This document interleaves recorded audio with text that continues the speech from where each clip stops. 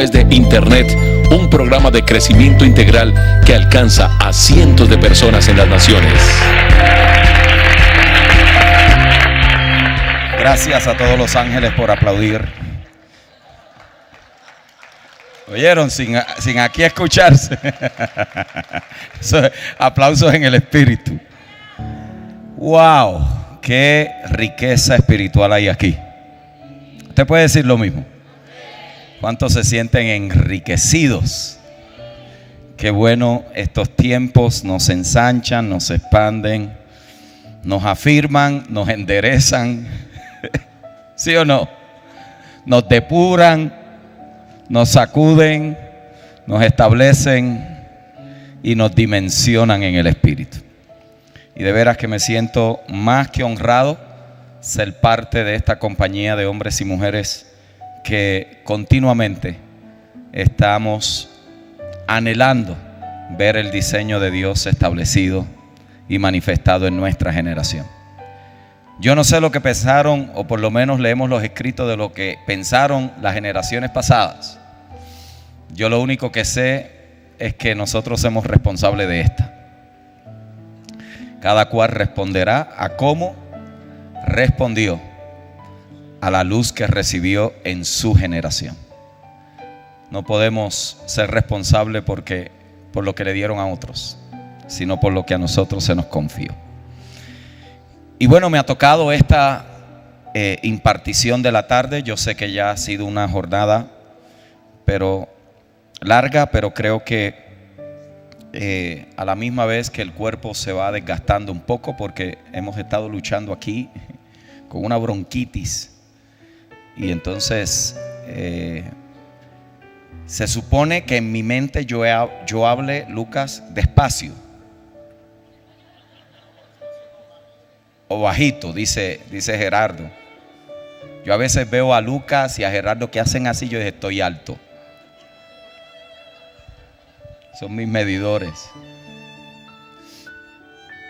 Hemos estado luchando con eso, pero vamos a confiar de que me voy a mantener bajito, pero no se lo garantizo. Yo una vez en la mañana antes de predicar dije, Señor, quiero la unción de Joel Osteen para predicar 17 mensajes el domingo. Sí, porque eso es un solo tono así. Y cuando empecé, a los 30 segundos me di cuenta que el Señor no me lo había dado.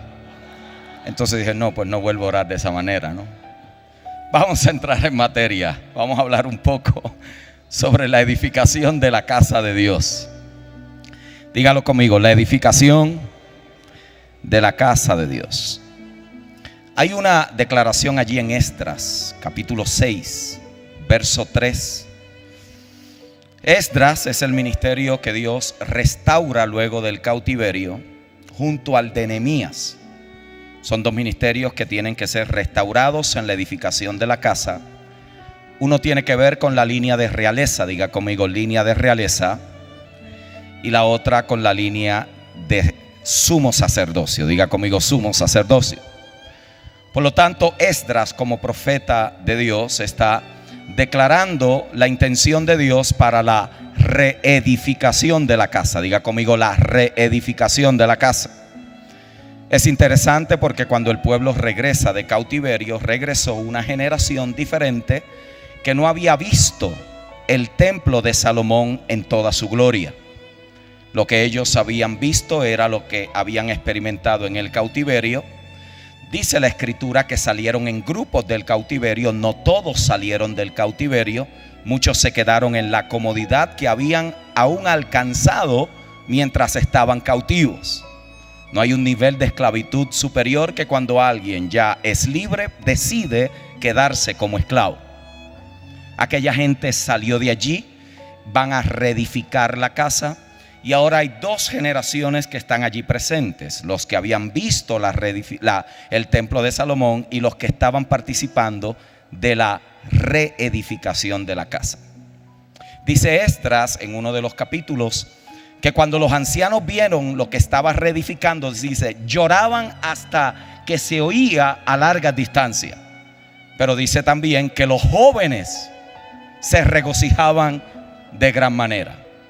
Unos estaban llorando lo que ya no estaban viendo y los otros estaban celebrando lo que se estaba manifestando delante de ellos. Es de allí que Dios levanta al profeta, regresa otra vez al pueblo al propósito original, y es en Zacarías que allí se le dice que la gloria de la casa postrera sería ¿qué? Mayor. Note bien que no era la casa lo que sería mayor, sino la gloria de la casa. Allí entonces empezamos a ver cómo la continuidad de la edificación de la casa de Dios siguió su curso. Y es allí donde yo quiero concentrarme como principios prácticos de cómo nosotros podemos trabajar en la edificación de la casa de Dios. Esdras 6:3 dice: en el año primero del rey Ciro, el mismo rey Ciro dio orden. Note bien, y hay algunas frases allí claves. Dio orden acerca de la casa de Dios, la cual estaba en Jerusalén, para que fuese la casa reedificada como lugar para ofrecer sacrificios, y que sus paredes fuesen firmes. La escritura continúa leyendo, pero no quiero utilizar el tiempo leyendo todo aquello que no vamos a estar considerando hoy. Lo que quiero es llamar su atención, es donde dice que el rey Ciro dio orden acerca de la casa de Dios para que la casa fuera reedificada. Yo creo que uno de los grandes retos que cualquier ministro y congregación puede enfrentar en cualquier momento es mantenerse enfocado con aquello que para Dios es de suprema importancia. Diga conmigo: suprema importancia. Yo creo que usted estaría de acuerdo conmigo si le digo que en muchas ocasiones nuestra tendencia natural es a ocuparnos con uno o varios aspectos que componen el cristianismo contemporáneo. Mucho del cristianismo de hoy está compuesto por muchas cosas. Por ejemplo, el evangelismo, la enseñanza, la edificación de los creyentes, la apologética cristiana, la familia, los niños, los jóvenes, los pobres, las misiones, los tiempos finales, la adoración, el discipulado.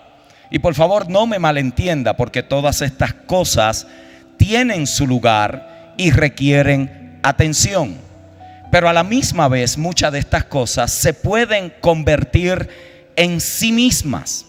Aunque son buenas y son importantes, se pueden convertir en una distracción a la hora de mantenernos enfocados en lo que para Dios es de suprema importancia. ¿Por qué? Porque la mayoría de estas cosas siempre están gravitando a través de una interpretación, a través de una persona o a través de una enseñanza. Y lo que pudiera ser un elemento de cohesión, de unidad, se convierte precisamente en lo que nos separa. Por eso es que hay congregaciones donde dice: nuestra especialidad es. Y hablábamos el jueves por la noche que ninguna cosa que no sea la revelación del Cristo, el Hijo de Dios, debe de ser un fundamento para nosotros edificar sobre él. Por lo tanto, el discipulado no es el fundamento de una congregación. El evangelismo no es el fundamento. Las familias no es el fundamento. Son elementos en los cuales nosotros podemos trabajar en la edificación de los santos, pero el fundamento es solamente uno: Jesucristo. Así que estos elementos que son buenos, son importantes, y por favor que nadie vaya a salir de aquí diciendo que en CAM 2017 se le dijo que eso no era importante. No, eso tiene su lugar, eso tiene un espacio, pero no es la suprema importancia de Dios. No es lo que gobierna, no es lo que controla, no es donde Dios ha dicho que Él está comprometido. Y la pregunta que tendríamos que hacernos sería: ¿qué cree usted que para Dios tiene suprema importancia? Creo que es una pregunta que requeriría pensar la respuesta, porque cualquier respuesta puede ser peligrosa. ¿Qué para Dios tiene suprema importancia? Decir que algo para Dios tiene suprema importancia es equivalente a decir que algo es, o aquello que para Dios tiene suprema importancia, es aquello con lo cual Él se ha comprometido. Que si no es de suprema importancia, no cuenta con el compromiso, con los recursos de Dios para poderlo ejecutar. Si algo ha de ser de suprema importancia para Dios, es porque eso cuenta con todo el respaldo, con todo lo que se requiere para que se pueda hacer esa obra. Y cuando miramos a la Escritura, pudiéramos decir que aquello que ocupa el compromiso de Dios, aquello que para Dios es de suprema importancia, es la edificación de su propia casa. Diga conmigo, la edificación de la casa de Dios. En el texto que leímos, note bien que se dice que Ciro dio orden acerca de la casa de Dios. Sin embargo, en el verso 22 dice que Esdras identifica que esta iniciativa no se originó en Ciro. No fue él el que se inventó la idea. No fue él el que salió con el plan. Eso no nació en Ciro. Y aunque Ciro era un hombre profetizado, marcado en el eterno propósito, tenía una asignación que cumplir, él simplemente era un canal para traer a la tierra los designios de Dios para que pudiera darse continuidad a la edificación de la casa de Dios. En el verso 22 allí se nos identifica y se dice: y celebraron con regocijo la fiesta solemne de los panes sin levadura 7 días, por cuanto Jehová los había alegrado y había vuelto, por favor note bien ese vocabulario, y había vuelto el corazón del rey de Asiria hacia ellos para fortalecer sus manos en la obra de la casa de Dios, del Dios de Israel. Verso 27: bendito Jehová Dios de nuestros padres, que puso tal cosa en el corazón del rey para honrar la casa de Jehová que está en Jerusalén. En otras palabras, Esdras está reconociendo que la iniciativa de la reedificación, que no es otra cosa que la continuidad de la edificación,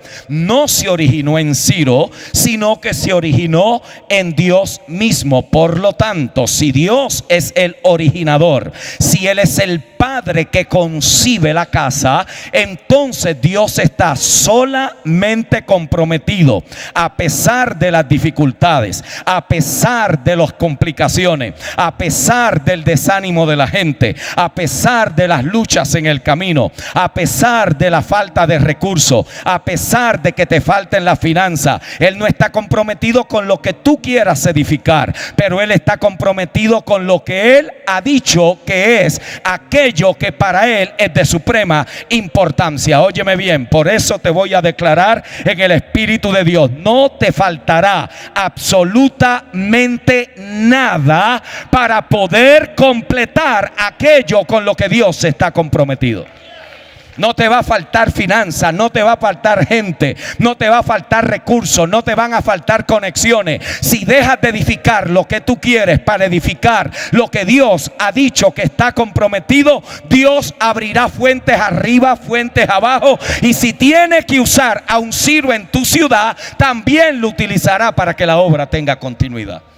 Te da favor con los gobernantes, te da favor en la ciudad, te da favor en el campo, te da favor con gente estratégica, te dará favor con empresarios en la ciudad. Yo no sé para quién es esto aquí, pero alguien aquí debe de saber que tú no estás solo haciendo este trabajo. Dios está comprometido con la edificación de su casa. El apóstol Tamo nos lo dijo al final. Él está obsesionado. Esto no es un invento nuestro. Esto no es un invento nuestro. A usted y a mí nos tocó nacer en esta bendita generación porque Dios quiere usarnos para darle construcción y continuidad a la casa de esta generación. Dale un codazo a alguien y dile: Dios edifica su propia casa. Dios edifica su propia casa. Si esto fue así, hermanos, si esto fue así, en un pacto que ya caducó, si esta iniciativa divina se ve trazándose a través de sacrificios, de holocaustos, de ceremonia, ¿cómo no será ahora que a nosotros nos ha llegado la iluminación del eterno propósito de Dios como se revela en el nuevo pacto? Y aquí vamos a ver con lo que Dios está comprometido. A pesar de las dificultades, se levante el mismo infierno, Dios tendrá casa en nuestra generación. Yo le dije que no, yo no dije que va a tener más congregaciones, yo dije que va a tener casa. Muchas congregaciones no es equivalente a la casa. Usted puede tener muchas congregaciones y no tener la casa preparada para Dios. Por lo tanto, vamos a necesitar comprender un principio vital a la hora de discernir el pensamiento generacional de Dios. Y creo que todos nosotros, como maestros, como predicadores, debemos de tener claro esto. No vaya a ser que comencemos a malinterpretar la mente de Dios y a descifrar cosas que no competen a esta suprema importancia. Uno de los principios para entender la revelación bíblica es la comprensión de la eternidad de Dios. Diga conmigo: la eternidad de Dios. Y permítame un espacio para poder abundar un poco en esto. Yo creo que todos sabemos que Dios es eterno. Eso es común nosotros decirlo. Dios es eterno. El asunto es que ¿cómo se explica eso? ¿Qué significa cuando decimos Dios es eterno? ¿Qué implicaciones tiene para nosotros los seres mortales? Porque estemos claros, la eternidad de Dios a nosotros nos causa problemas. A nosotros nos causa complicaciones, porque nosotros existimos en la dimensión del tiempo. Nuestra existencia humana está determinada por estados del pasado, del presente y del futuro. Nosotros medimos cronológicamente el paso del tiempo. Sabemos que hubo un ayer, sabemos que hay un presente y deducimos que hay un mañana. Para manejar las ansiedades del mañana, nosotros lo que hacemos es que evaluamos las experiencias del pasado con las realidades del presente y establecemos lo que se conoce como una tabla de probabilidades. En otras palabras, adivinamos lo que va a suceder en el futuro. Basado en tu pasado y en lo que estás viviendo hoy, se pudiera llegar a determinar qué sucederá mañana. Por eso para mucha gente usted está loco, porque no se supone que de tu familia, no se supone que de tu barrio, no se supone que de tu comunidad, no se supone que por causa de tu escuela, no se supone que por causa de tu experiencia.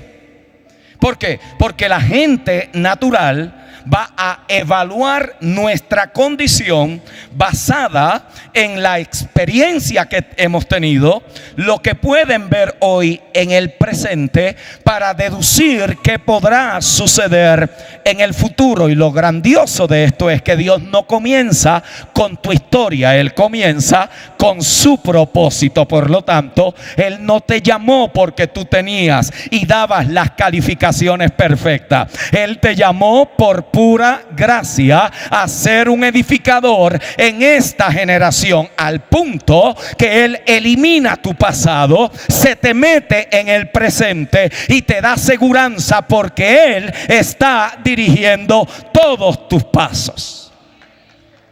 Allí entonces es que nosotros comenzamos a tener ciertas dificultades, porque queremos entender la eternidad de Dios basada en nuestro desarrollo en el tiempo. Sin embargo, en Dios eso no sucede, porque en Él no existe el tiempo, aunque Él se revela en el tiempo. En Dios todos los tiempos están presentes. En otras palabras, Él existe en un eterno presente. En Él no hay pasado, en Él no hay presente y en Él tampoco hay futuro. Él se ha revelado en diferentes tiempos de la historia humana, pero Él mismo existe en eternidad. Lo que implica esto es que sus pensamientos son eternos, por lo tanto, su propósito es eterno. Salmo 90, verso 2 lo dice así: antes que naciesen los montes y antes que se formase la tierra y el mundo, desde el siglo y hasta el siglo, tú eres Dios. Mírelo de esta manera: un arquitecto tiene todo el plan de construcción delante de él. Él tiene todo el diseño, pero el constructor solo tiene la parte de la obra que le corresponde trabajar diariamente. Lo que sucede es que cuando la gente comienzan a ver las partes del proyecto, se corren el riesgo de interpretar que una parte del proyecto es toda la edificación. Me explico. Hebreos capítulo 11, verso 1. Dios, habiendo hablado muchas veces y de muchas maneras en otros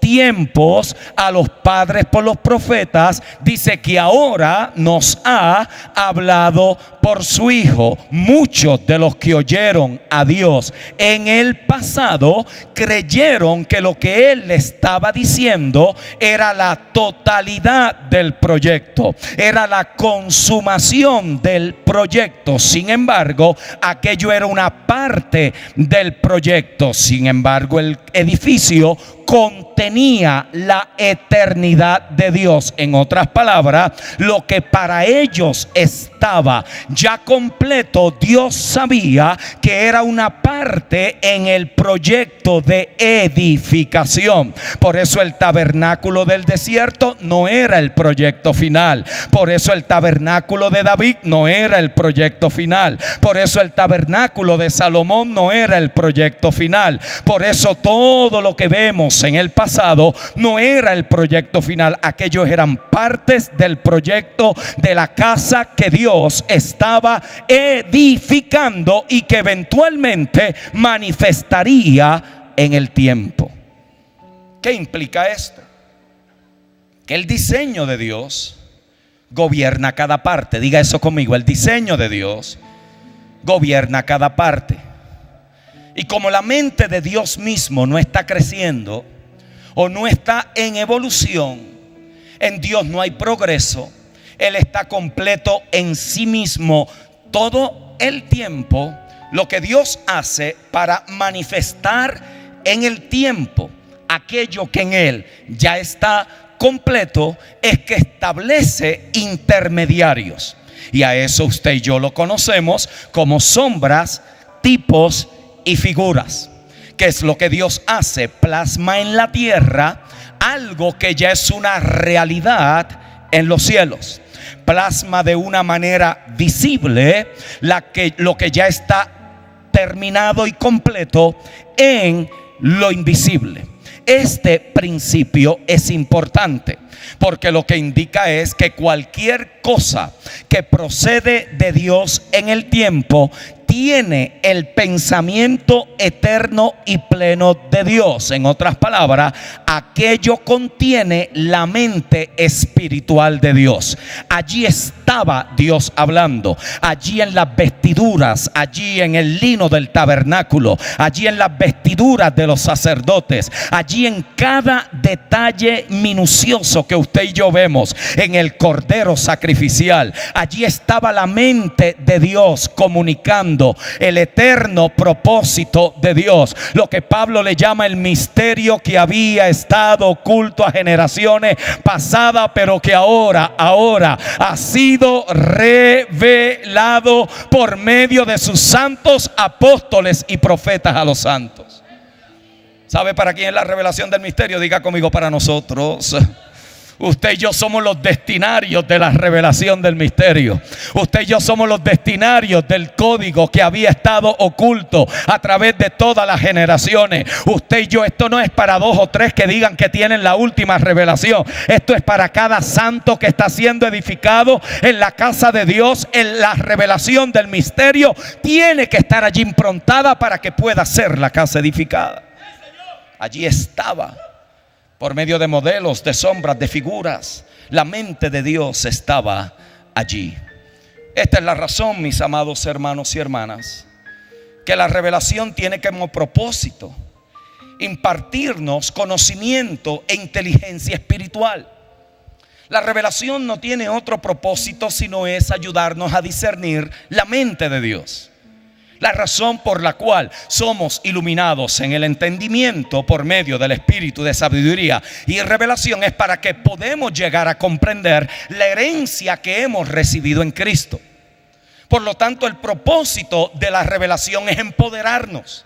El propósito de la revelación es remover velos. El propósito de la revelación es ayudarnos a discernir la mente de Dios. Y para eso hemos recibido la capacidad en la nueva criatura de pensar según la mente de Cristo. Cristo no piensa en cultos. Cristo no piensa en 3 rápidos y 2 lentas. Cristo no piensa en ofrendas cada vez que se termina la predicación. Cristo no piensa en ujieres. Esos son rollos de lo que nosotros nos hemos inventado. Cristo está atento al propósito de Dios y no los inventos que nosotros tenemos acá abajo en la tierra. Eso es de acá. Cristo no está pensando ¿y cuáles canto hoy para que la gente adore a Dios? No está allí. La mente de Cristo está concentrada con el eterno propósito del Padre. Es poder decodificar esas realidades espirituales para hacerlas real y presente en medio de nosotros. Que el Espíritu de Dios, hermano, traiga una ola de revelación, iluminación a nuestras congregaciones. Si bien es cierto, y muchos de ustedes me lo han compartido, que difícil es que la gente pueda llegar a entender. Y dígame si es para la mente natural, no es difícil comprender estas verdades espirituales. Quizá el problema es que nosotros los estamos tratando de convencer de algo que solo el Espíritu le puede revelar. Por lo tanto, ¿qué le parece si usted y yo nos posicionamos para ser receptores de la revelación misma, para que cuando hablemos no estemos tratando de convencer a la gente, sino de aclararle el misterio que había estado oculto desde tiempos antiguos?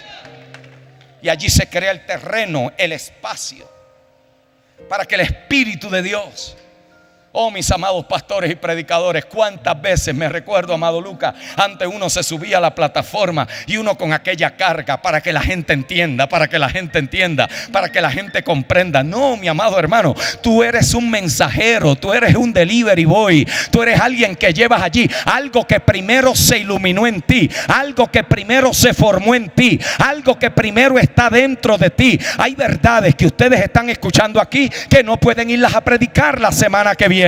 Primero tienen que encarnarse en ti. Primero tienen que gobernarte a ti. Cuando tú empiezas a ver carne desplazada, pensamientos y tradiciones desplazadas, entonces allí la revelación del Espíritu te está mostrando la mente de Cristo en el propósito.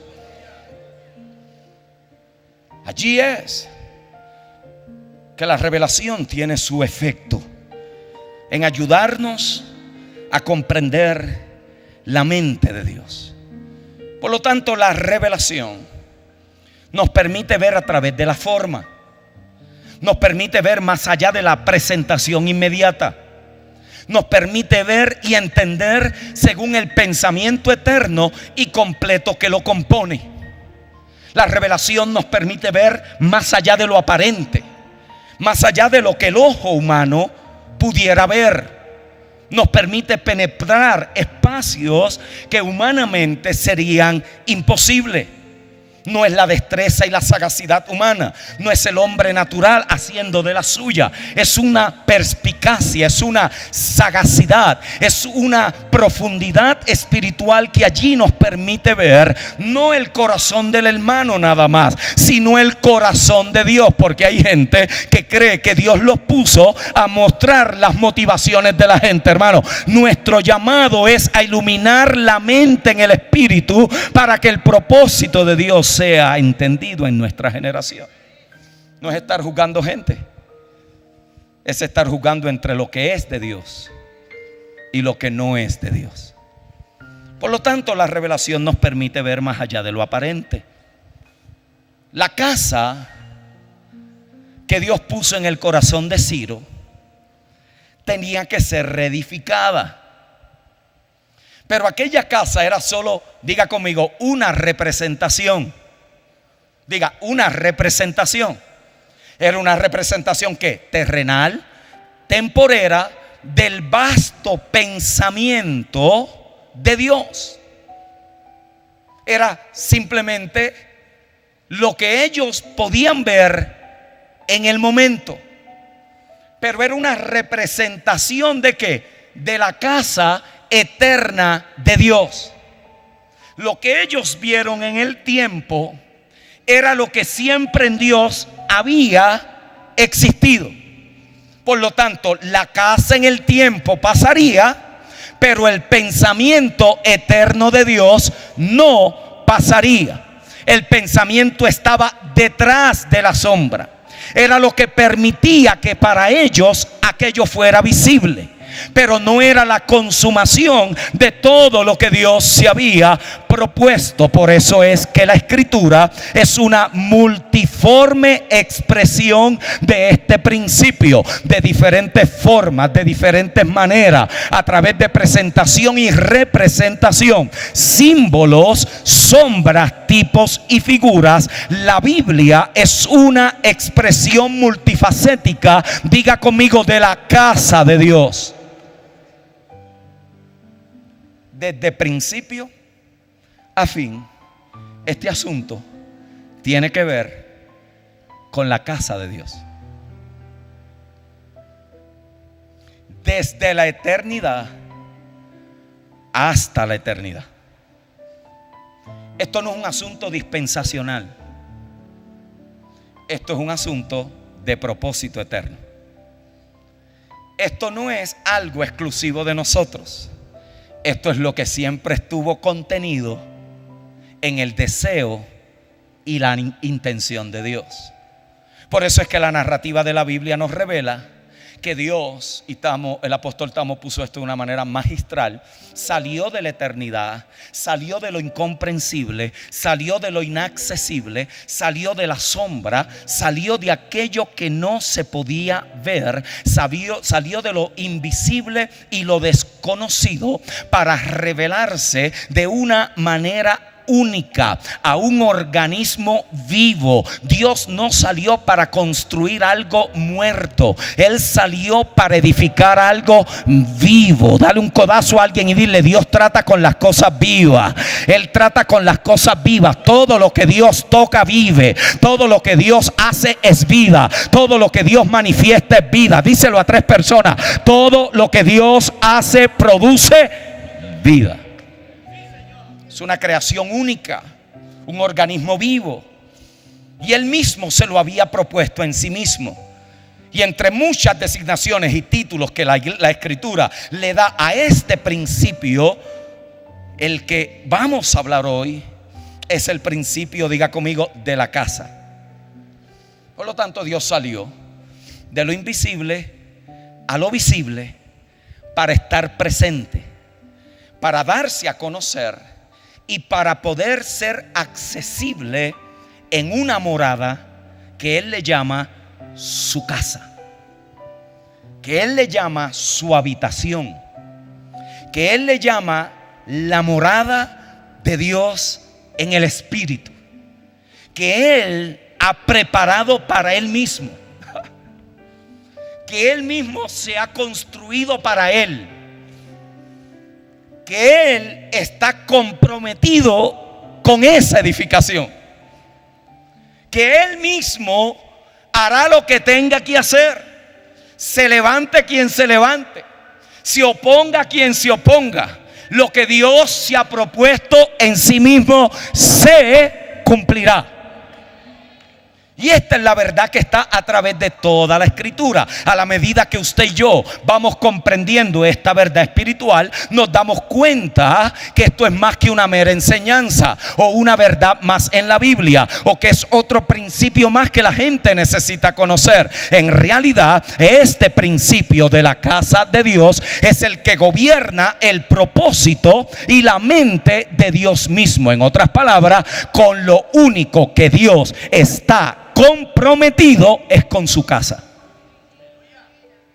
Él no está comprometido con tu ministerio ni con el mío. Él no está comprometido con nuestros inventos evangélicos. Puedes hacer el congreso y te vas en bancarrota, y eso Dios no tiene nada que ver con eso. Eso tiene que ver con mala planificación. Que si el diablo, que si los demonios, que si esto, que si la gente no quiere, que si no me apoya. Cuando todavía tú estás ahí, es que lo que estás haciendo es para beneficio personal, pero no para la casa de Dios. Porque en la casa de Dios los recursos no faltarán, los medios no faltarán, lo que vas a necesitar. El asunto es que lo que Dios usa para edificar su casa no lo puedes tocar con la mano, no lo puedes ver con el ojo. Son materiales espirituales de la misma naturaleza que la casa está compuesta y sobre la cual la casa está edificada. Señor, que después de CAM 2017 dejemos de mirar las cosas que se ven para empezar a mirar las que no se ven, porque las que se ven son temporales, pero las que no se ven son lo eterno se construye con lo eterno. Por lo tanto, Dios solo está comprometido con, diga conmigo, la edificación de la casa. ¿Cómo Dios adquiere esa casa? Hechos 20:28 nos dice cómo Él la adquirió. Nos dice: por tanto, mirad vos por vosotros y por todo el rebaño que el Espíritu Santo os ha puesto por obispos para apacentar la iglesia del Señor, la cual Él ganó por su propia sangre. Mire cómo lo dice la Nueva Versión Internacional. Me encanta, Arnold, esta. Si cuidad de vosotros mismos y de todo rebaño sobre el cual el Espíritu Santo os ha puesto como obispos para pastorear la iglesia de Dios que Él adquirió, que Él compró con su propia sangre. Dios compró su casa a precio ¿de qué? De sangre. La sangre es la vida de todo organismo vivo. Por eso es que todas las metáforas que se usan para la iglesia tiene que ver con organismo vivo. Usted la puede llamar cuerpo, usted la puede llamar casa, usted la puede llamar familia, usted la puede llamar nación. La vida de la iglesia no es el don del pastor. La vida de la iglesia es la vida de Dios. Él es la vida de la iglesia. La vida de la iglesia es Dios mismo. Por lo tanto, Él está viendo allí que su iglesia puede operar en el poder de su propia vida. Y es allí donde esto es más que una enseñanza bíblica, más que algo interesante para hablar, porque esto tiene que ver con la misma esencia de Dios. Su propia naturaleza, su propia vida está impartida en la iglesia. Mis amados hermanos, líderes y ministerios representados acá, ¿no cree usted usted que si esto es de suprema importancia para Dios, nosotros deberíamos entonces de poder medir nuestro trabajo en el 2017 de una manera diferente a lo que quizás estamos acostumbrados a medir. ¿Cómo vamos a medir progreso en el 2017? Bueno, si la casa está siendo edificada. ¿Cómo vamos a medir el crecimiento en el 2017? Si las piedras vivas que componen la casa están siendo correctamente establecidas en el lugar que el Espíritu de Dios ha ordenado que ellas estén ubicadas. ¿En qué debemos enfocarnos en el 2017? Bueno, en la edificación de la casa de Dios. ¿En qué debemos invertir dinero en el 2017? En la edificación de la casa de Dios. ¿A qué le debemos de dedicar tiempo en el 2017? A la edificación de la casa de Dios. ¿Por qué? Porque eso para Dios es de suprema importancia. Usted no se puede enredar, hermano, en luchas a ver que a la gente no le gustó el color que usted le dio a la pared.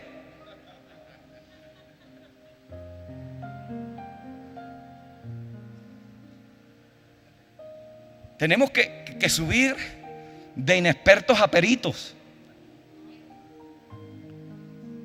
Tenemos que elevar. Estamos apenas empezando el 2017. Cuando usted tenga esa reunión del gobierno de la iglesia, los ancianos, aquellos hombres y mujeres que cargan el Espíritu de Cristo como edificadores de la casa, que no se conviertan en reuniones donde estamos 2, 3 y hasta 4 horas discutiendo asuntos tontos que no tienen que ver con la edificación de la casa de Dios. Quizás tienen que ver con el edificio donde la iglesia se reúne, pero no tienen nada que ver con la edificación de la casa de Dios. Por eso la exhortación a los obispos que estaban en cuidado de la iglesia era: no olviden que esto no lo compró fulano con dinero, esto Dios mismo lo adquirió con su propia sangre. En otras palabras, lo que ustedes están manejando como obispos en la casa de Dios es de un alto valor para Dios. Eso le cambia la mentalidad al líder que ahora está molesto porque el pastor no lo llamó, que no faltó, que porque no vino la semana pasada. Eso le cambia el valor. Por eso es que a veces nos mantenemos año tras año. Y el 2017 tiene que ser un año de rompimiento en el espíritu.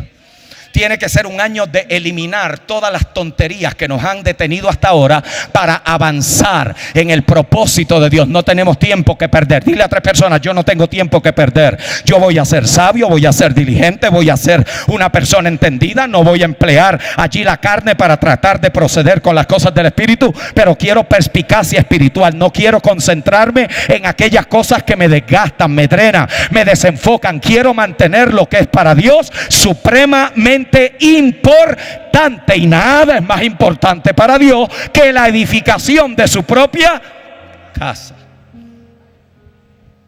¿Es lo otro no importante? No, es que no es de suprema importancia.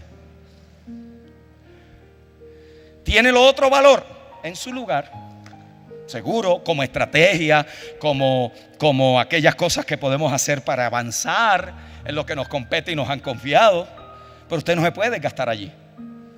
Usted no se puede gastar gente que jamás va a caminar a la luz de esta verdad. Usted tiene que invertirse en gente que son una esponja en el espíritu. Es allí donde usted invierte tiempo, donde usted se va allí en horas donde quizás otros ya están durmiendo, pero usted está formando el Timoteo que le va a dar continuidad a aquello que está allí. Alguien aquí me estará entendiendo. Usted no está allí perdiendo el tiempo, tomando café, hablando de cosas que no tienen que ver con la casa de Dios. Hay tiempo para todo, pero hay tiempo para podernos sentar y establecer que Dios quiere que nosotros traigamos como diseño en esta edificación que nos ha tocado participar, en esta casa que está en esta congregación. La pregunta que también tendríamos que hacernos, hermanos, es: ¿por qué es importante que la casa sea edificada? ¿Por qué? ¿Será un capricho de los pastores? ¿Algún pastor ha escuchado aquí algo de sus congregantes que le dice: ahora el pastor le dio con esto? Tremendo, no, la gente es tremenda. Mientras tú le estabas masajando la carne, no te criticaban, pero ahora los estás elevando a un nuevo nivel de entendimiento espiritual. Y dice, ahora el pastor le dio con eso. Tremendo, la gente es tremenda. ¿Y qué es esa cosa nueva? Así han dicho algunos. ¿Y qué es esa cosa nueva que ustedes están hablando ahora? ¿Alguno aquí o le estoy hablando a maniquí? No. ¿Sí o no? ¿De qué? ¿Por qué? Ya usted lo sacó del foso de los leones, de David, de la unción, y ahora los está elevando a un nivel de pensamiento superior que el Espíritu. ¿De qué tú hablas? ¿Por qué es importante esto? ¿Será un capricho de los pastores? ¿Será la moda que está la cosa que está de moda? ¿Por qué? Porque si usted se va a invertir y está dispuesto a sufrir pérdida por esto, es mejor que sepa por qué. ¿O no? Sí, no vaya a ser que usted empiece y después, cuando esté a mitad de camino, usted mismo diga, ¿qué yo estoy haciendo? Yo creía que esto era otra cosa. Yo creía que era diferente. Yo creía que yo iba a crecer más rápido. ¿Por qué es importante que la casa sea edificada? Escuche bien, porque según lo que yo entiendo en la Escritura, es la única forma que se garantiza que la pasión eterna de Dios encuentre su realización. No hay otra. Si la casa no es edificada, la pasión eterna de Dios no se puede realizar. La pregunta sería, ¿cuál es la pasión eterna de Dios? Y la respuesta es que Dios siempre ha querido estar presente entre los hombres, en los hombres, para hacerse visible a su propia creación. No hay otra. Lo hemos escuchado a través de cada expositor. Cada uno ha sumado a poder entender que la razón por la cual todo esto es necesario es porque Dios quiere hacerse visible. Él no nos quiere arrancar de aquí para que nosotros nos hagamos invisibles. Él quiere que nosotros estemos aquí edificados para Él hacerse visible en esta generación. En otras palabras, Dios quiere estar relacionado a un organismo vivo como el ocupante de ese organismo. En otras palabras, Él mismo es la vida que sostiene al organismo que lo contiene. Él mismo. Eso es lo que es una casa. Una casa es ¿qué? Una casa es un lugar para que alguien la habite, para que alguien esté presente, para que alguien pueda ser visto. No tiene lógica tener una casa si no ha de ser habitada. La idea de la casa es que Dios la quiere habitar. Él quiere estar presente. Él quiere tener comunión con los que componen esa casa. Él quiere darse a conocer y Él quiere ser entendido. Por eso hay que entender la suprema pasión de Dios de tener su propia casa. Esto Dios lo comenzó en el jardín. Allí creó el hombre y la mujer. Dios estaba presente con ellos, estaba en ellos presente. Había una íntima comunión, una unión común. Participaban de naturaleza y propósito. El hombre fue creado en la misma esencia, pero también como un modelo representativo. Allí lo vemos, que el estado original de aquella casa, diga conmigo, eran tres: paz, diga conmigo paz, diga conmigo orden, diga conmigo armonía. Por lo tanto, la casa que Dios edifica requiere unas características en los habitantes que la componen. Por eso es que el chisme, la división, la envidia, los celos atentan contra la estabilidad de la casa espiritual. Esa es la razón por la cual cuando Pablo entra a Corintio, dice: el que destruye el templo de Dios, Dios mismo lo destruye a él. Porque las cosas que estaban sucediendo allí no representan la naturaleza de la casa de Dios. No debería ser, pero sucede. ¿Cuál es la evidencia? 1 Corintios. Que hubieron todo tipo de dificultades. Eso no es normal, hermano. Nosotros nos hemos acostumbrado a que en la iglesia siempre debe de haber esto. No, nuestro modelo debería ser perseguir la paz en el espíritu, perseguir la unidad en el espíritu, entrenar a la gente que no hay que estar en conflicto, no hay que estar en envidia, no hay que estar en disensiones, que la vida del espíritu no va a lastimar al cuerpo, que no va a destruir la paz, que no va, porque la casa de Dios habita, existe, se manifiesta en una mejor expresión cuando la paz, el orden y la armonía están gobernando en ese lugar. Usted no puede poner líderes a funcionar en la iglesia inexpertos para enseñarles a otros información bíblica, pero lo que cargan en el espíritu todavía no ha sido procesado por la cruz. Entonces lo que le enseñamos son las malas costumbres de la vieja criatura. Un comportamiento agresivo, una mente sagaz para las cosas del mundo. Y eso es lo que la gente, ¿por qué? Porque usted puede hablar de lo que sabe, pero imparte quién es. Por eso el modelo de la gente nuestro debe ser Cristo. Porque ellos van a repetir de nosotros las cosas que son, pero también las que no son, y van a juzgarlas como si fueran. Por lo tanto, necesitamos llevar un nivel de entendimiento que esta casa espiritual debe de operar en orden, armonía y paz. Pero usted y yo sabemos lo que pasó con la primera casa. Esa casa sufrió desorden, entraron las enemistades y la armonía se desconfiguró. Desde ese momento en la historia, Dios incorpora lo que ya en el eterno plan había estado concebido. Él mismo vendría. Pero para que Él mismo vendría, todas las condiciones tendrían que haber sido cumplidas. Y a través de sombras, tipos y figuras, a través de la historia, nos da una mínima y pequeña representación de lo que aquello se parecería en la consumación de los tiempos. Y por allá, miles de años después, se le revela al apóstol Pablo que Dios estaba en Cristo reconciliando el mundo con Él, no tomándole en cuenta a los hombres sus pecados. Nos dio a nosotros ahora la palabra de la reconciliación. Y también nos entregó el ministerio de la reconciliación. Voy a terminar aquí. Acabo de terminar la introducción. La cogemos en otra.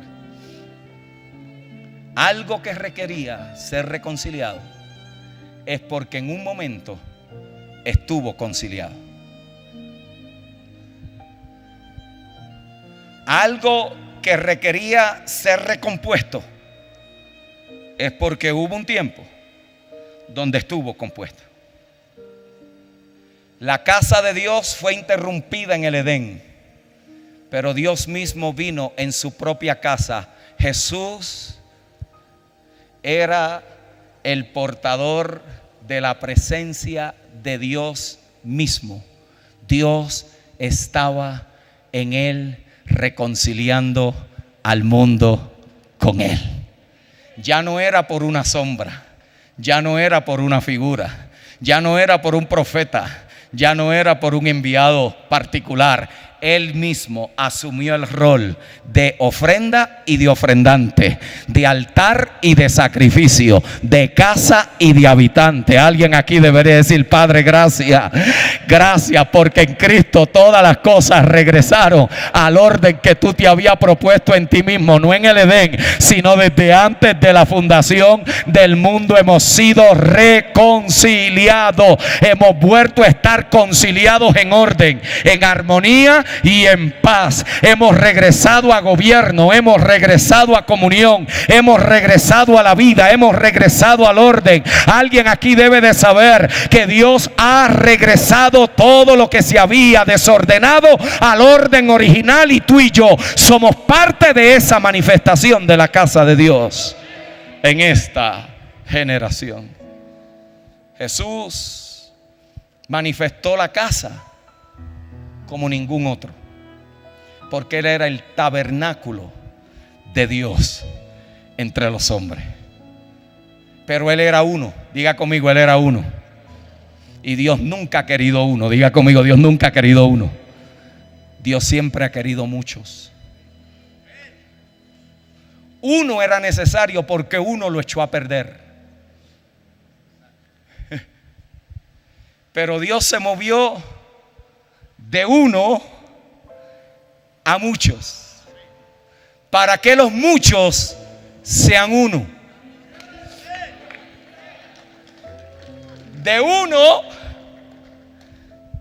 los muchos fueron justificados, para que los muchos sean la casa de Dios en esta generación. Iglesia de Cristo en CAN 2017, saldremos de aquí no a edificar lo que queremos, sino lo que para Dios es de suprema importancia. Habrá alguien aquí que dice: me voy a concentrar en edificar casa de Dios. No voy a edificar mi ministerio, no voy a edificar mi fama, no voy a edificar mis caprichos, voy a edificar conforme al propósito eterno de Dios.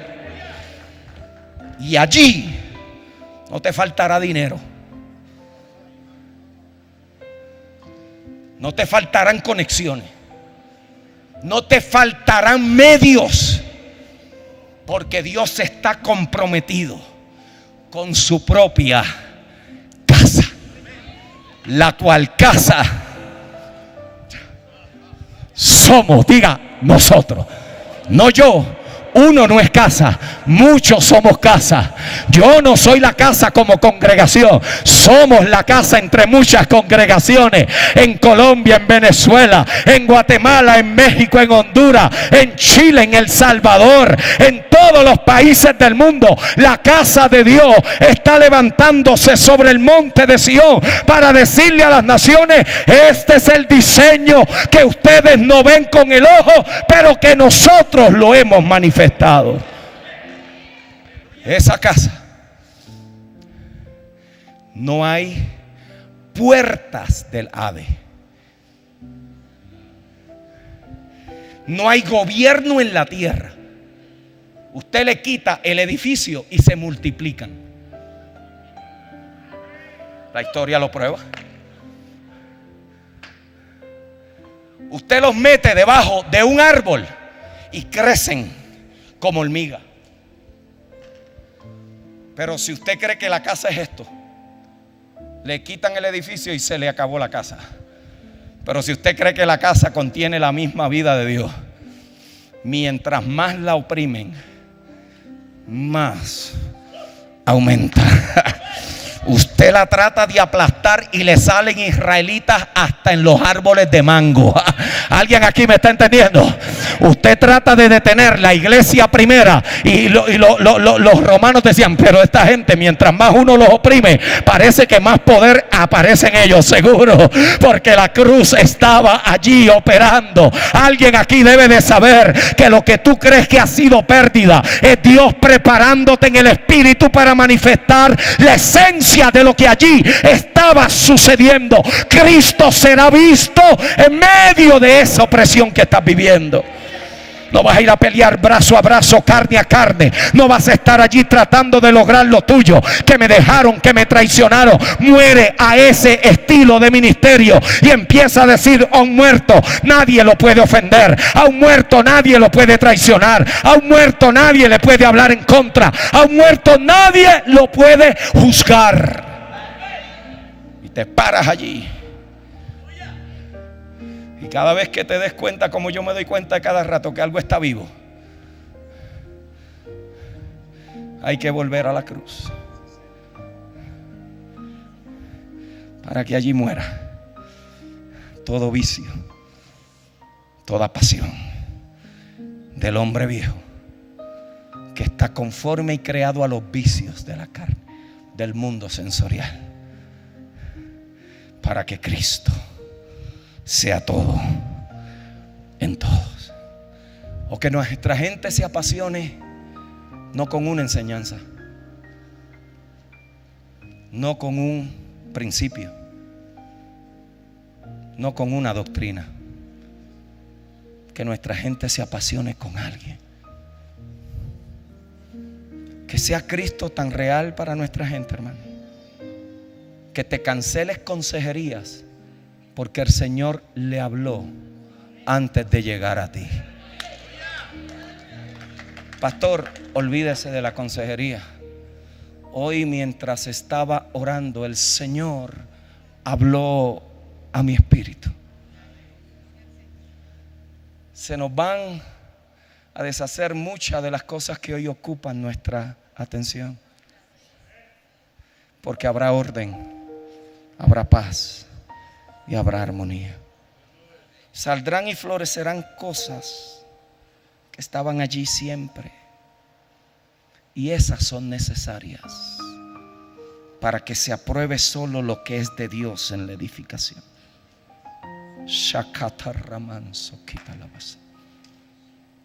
Que nosotros mismos sepamos cuál es nuestro lugar en la casa.